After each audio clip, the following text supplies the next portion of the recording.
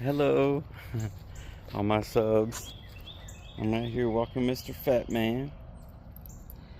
My tendon is allowing me to not have to use the cane as for support, which is awesome. As you can see, I'm still favoring it a little bit. I've been walking out here quite a bit.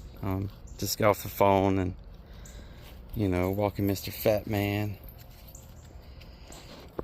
I just want to take this time as we're heading back to the house to get into the cool to share with you a little bit after when I turned 18, and as my last live was the sharing through my journey in foster care. I kind of ended at 18, and it's been a minute, so I want to continue on from there, and just share with you the amazing journey I've had since turning 18 and being homeless. It's not without intent. I see that now so clearly. Alright, I'm going to let y'all walk with me and see Mr. Fat Man and us as we're just walking down the path. Our path, yeah. No one else really uses this that I've noticed. So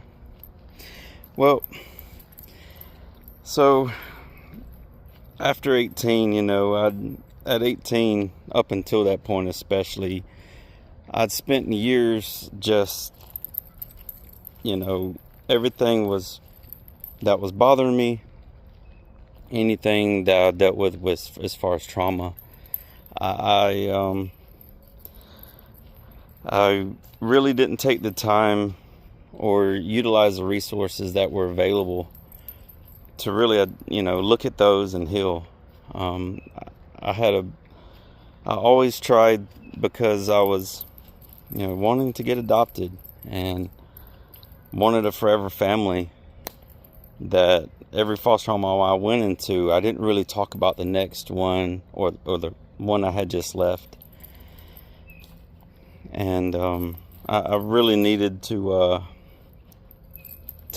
find that closure, and I just didn't realize it.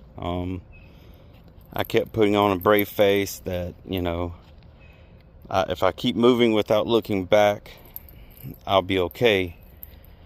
And partially that was true. I know some of the places I was in, I really didn't have the opportunity to really open up and be vulnerable. But I remember a few times that I did have that around me, and I was too worried about showing the pain and trauma I had experienced or expressing it, and being vulnerable, because I was worried it could somehow affect my opportunity to get adopted.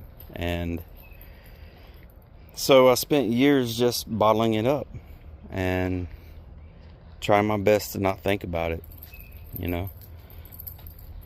and that wasn't really something that could continue, because I got my own family, and the trauma, it just kept coming back, and it started to surface watching my kids grow up and watching their moments and stuff, and realizing these are moments I didn't get to experience, and it just spotlighted my inner kid, and I'm so grateful for it now. But at the time, it prevented me from being able to truly attach and just live, not in survival mode or fear. So needless to say, when I did get something like a house, or something was mine or said to be mine, there was always this battle that I didn't really know how to navigate on my own to distance, because I'm just going to lose it anyway. Just waiting on the shoe to drop, basically. And once I started to identify these things that were suppressed and the way I had been affected by my past environments, I kind of just looked myself in the mirror and I was like, okay, I got to start talking about this at least. I can't worry about how they take it. I've just got to do what feels genuine to me. Being my own advocate, basically.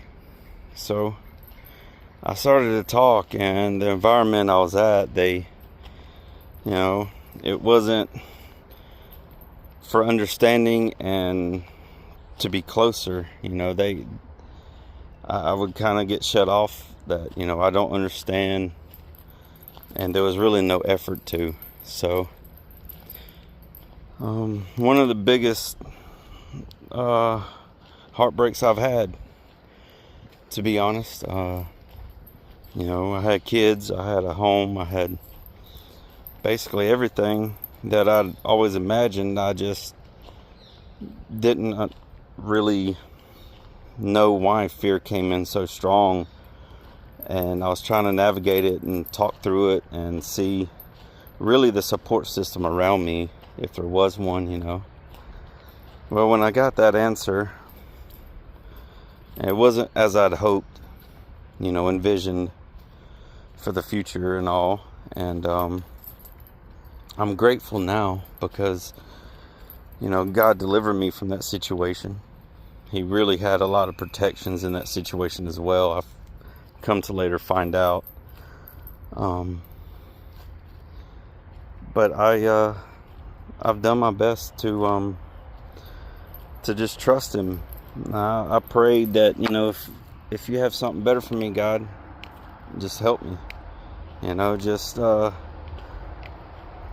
Help lead me out and give me the peace and understanding that it's by your hand and you mean all things for the greater good, and everything will be all right. So I prayed that, because, I just wanted my life in His hands, as it always had been. He had always shown up when I needed Him. Every door that closed was a better one opening, and a lesson or something to refine my character. So I was like, okay, but I need your help. Deliver me if it's your will. And I don't feel like I can make that. I can make the choice to leave my kids. So if it's your will, just make it happen for me. And He did.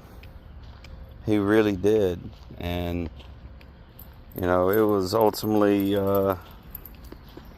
this was 2019 for me. The ball was dropping and for the New Year's, and I was like, yeah, this is going to be, I just felt on my heart that a lot of change was ahead. And boy, was I right. About a week later, I was on my friend's couch, going through separation and missing my kids. I was a stay-at-home dad. I had mental health issues that I was just starting to ramp up enough to affect my heart rate, my blood pressure. I had anxiety just hit me out of nowhere, and it was really hard to work, and I was really trying to figure out what was going on. Was it my heart? Something health related? Is it mental? I just knew I needed to work on it and just trust the process, regardless of how comfortable and the losses I may face. Well, I'm going to kind of stop walking right here because I don't want to get closer to that road. Come here, buddy. Come here, man. Come here. He's such a good boy walking with me. And he gets up here so I can put on his leash. You see how sweet? Oh, man. He helps me out. Alright. And so yeah, I was now in transition, and during that transition I had some really tough battles that he helped me through. And one night, I just got to longing for a relationship, a relationship I knew I deserved when I tried to be vulnerable and open up in my last one. I knew that if it didn't happen there, it would happen in his timing and by his will. And that was perfect for me because he knows all. And nothing is impossible. So I trusted. And, I met someone and it just wasn't there. There was just... great person, but there was just no chemistry. So I knew it wasn't of God, basically, because, anything from him, there's no confusion. There's no, it's clarity when you're dealing with God and our Father. So, well, I trusted the process, and I said, God, I told her basically, I'm not really interested in a relationship right now. I'll be friends with you and stuff, but anything further than that, I don't believe I'm ready for. And then, Lord and behold, I'm just scanning through Facebook, just checking stuff, and I see a picture from high school, and it was my current wife. She was there, in the mix of the picture, and I kept going back to it, and I was like, wait, what's going on here? Like, there has to be a reason why I keep cycling back to this picture. What's the draw? And it was Sunny. It just felt like that was the next step. And, it was easy flowing. God helped me with the transition as I, made the move from being a stay-at-home dad and husband, and with a lot of things I needed to deal with in order to really live and be me. I just need to find myself. I guess I lost myself and always worried about other people, and so then COVID happens, 2020, right? And I'm in Indiana. We've moved states, and lockdown is here. And really, that's when the work that I hadn't fully, that's when everything really came to the surface. Like, it seemed like a mountain of work I needed to do, like Everest. But, I started getting these diagnoses of PTSD, borderline personality disorder, major depression, severe with psychotic features. Like, my health was affected by all the anxiety. It caused me to lose weight. My belly was always upset. I'd have moments where I feel like I'd pass out, like just from being overloaded, I guess. And, I kept trying to handle it the way I'd always handled it. I'm going to smoke. I'm going to drink on top of that if it don't work. And I reached a point where neither one of them was doing it. And honestly, it sent me into one of the worst panic attacks I've ever had. And that's when I called on Jesus. I called on him to, come here, bud. I know you're ready to go home. We'll finish this soon.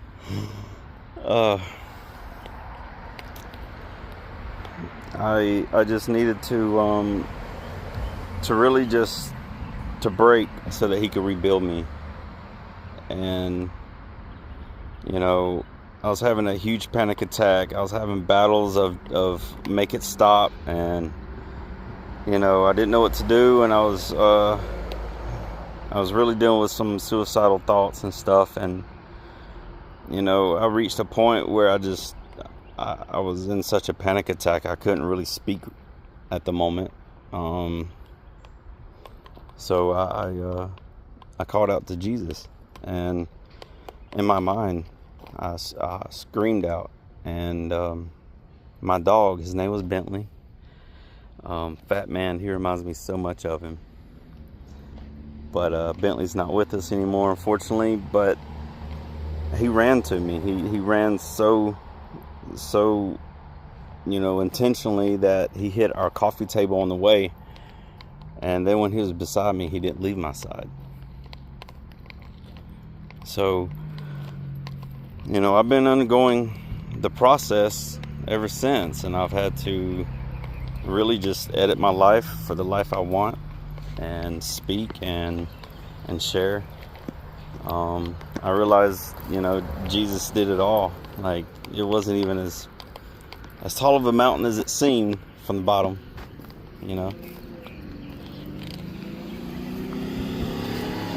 So, just know that God's got the plan. And like a Sherpa climbs the mountain, they help people climb Everest. Oh, I'm going to sit down right here because it's been a hot walk. Oh, man. Just like a Sherpa will... Where's he going? Oh, he's just checking stuff out. Just like a Sherpa will help someone achieve their dreams to climb Mount Everest and risk their lives in order to do so. I feel Jesus was the same for me, and I said, if I can make it out of this, if I can at least overcome some of these severe symptoms I'm having, if there's even just a little improvement, that's what I want to do too for other people. And so just don't give up on your life story. God's got the plan. It couldn't be in better hands. It's with love, a love that we still, it's hard for me to comprehend. And I guess I'll be able to get that completely when I'm there. So, whether you're an orphan or you're going through struggles with drugs or anything like that, just realize that, if you give it all to Jesus, there's no better physician. I haven't taken medicine. They put me on a lot of sedatives and medicine back in 2020, and it's been, I want to say, a good 2 years that I haven't been on any medication, or I went through the process of therapy and sharing and all, and it all just leads back to him. And so I haven't had any anxiety attacks. Sometimes stuff tries to come up as far as depression, like a little cracking in me, kind of opens up some space sometimes. I might listen to the wrong song or whatever, and I now I'm able to identify where I'm attacked and how that happens. So I changed my music, and really all I want is his will in my life, so that others can see him in me, and he can be in each and every one of us if we'll allow it, if we'll accept and just give it to him. And there's no better peace. Like, I've not found peace in my life up until I started to heal, and now I'm able to look around and just be. I can check out nature. There's so much beauty around me. I just didn't have the eyes to see it in survival mode. So, I'm going to cut this kind of not really short, but I'm going to cut it off soon because Fat Man, he's getting really thirsty with me. So, I just wanted to let you know, regardless of what you're going through, give it to the only one who can do something about it. And it could be instant, depending on his will. And it could take some time. But I realized that the stuff I had in place that I would resonate with out of fear and pain and abandonment and all. He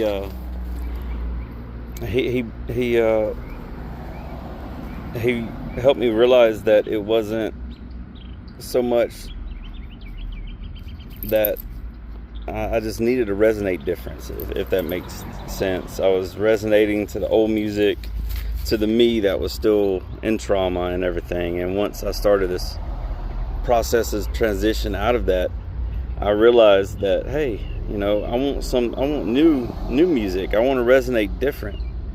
So I downloaded an app and started to tune into different stations around the world to see what was all out there.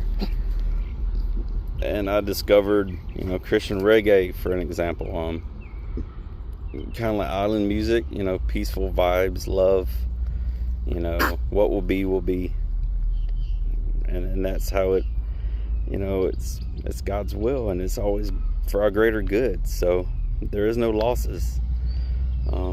You know, there's no true losses. That's a delusion. There's no death. That's a delusion. If you're a child of God, there's none of that. So yeah, just focus on Him. Pray for His will. I pray the Lord's Prayer every night to make sure that He's first and foremost, you know, honored, and, you know, I'm so grateful. And every day when I wake up, I'm trying to make it more of an effort to start my day off in the same way, so that, you know, while I'm sleeping, you know, there's still restoration happening, even though I'm resting. So, yep, no more nightmares. I just want to let you know it's possible. You know, I've got my diagnosis listed somewhere on my YouTube channels. You know, I'm very open about it, about all my experiences, because it's a testimony. It's not a story of my own doing, you know. So I got to honor my daddy in heaven and Jesus, you know, the way maker. So I hope this reaches you well, and you find this to be a source of reassurance and inspiration. You know, feel free to reach out in the comments and just, you know, like and subscribe so that you stay tuned in. I'm sure I'm gonna have another one. You know, and you know, that this reaches as many people that needs to hear it. I know I'm not the only one who's dealt with this stuff, that's got these diagnoses, and really the diagnosis wasn't really set in stone. Regardless how it might appear, it's all temporary when it's God. It's all intentional, you know. So even if you get these diagnoses, it don't mean it's the destination. Okay, it could be transition, transformation, you know. So God bless you. I hope you have a blessed day here. Mr. Fat Man watching out. I'm just chilling by the willow oak. Bye. It's a good way to ground. And when I'm hurting and stuff, I've realized that grounding myself, it really helps with the aches and pains. So God bless. Walk by faith and not by sight, as this will show you on my chain. Some reminder for myself. And just trust God's plan. Have a blessed one. See you later.